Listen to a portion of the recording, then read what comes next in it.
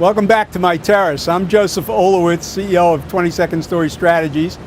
This video blog is about qualifying opportunities. In other words, what should you go after and what shouldn't you?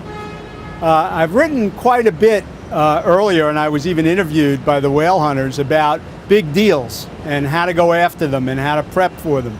And big deals are right sometimes, but not always, and not for everyone. So the question here is not about going after big deals or bigger deals. It's about what deals and how do you make that decision. Do you trust your gut qualitatively, or do you quantify it? Do you write out a spreadsheet and give weights? So what does that mean? Am I saying you should make all decisions purely quantitatively? Absolutely not. I use my gut, and I'm sure you use your gut. You go by intuition, and that's very valuable and very important.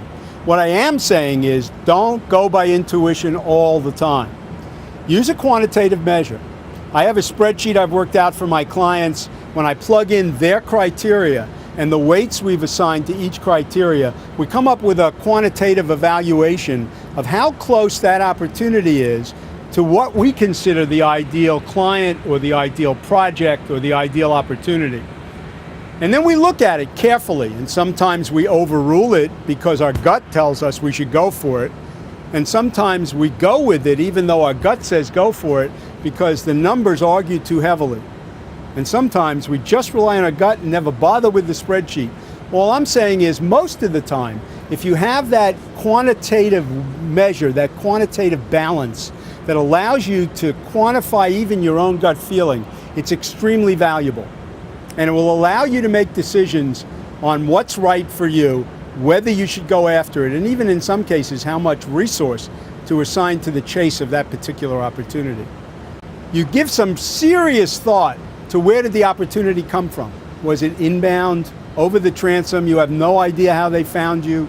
Was it clearly related to some demand generation activity that you did, some marketing activity?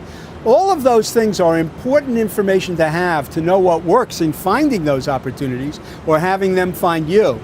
But the decision to go after them should not be made just based on the guilt value, the apparent instant likability of it, but you should give some serious thought and measure against your objectives and your plan for intentional growth.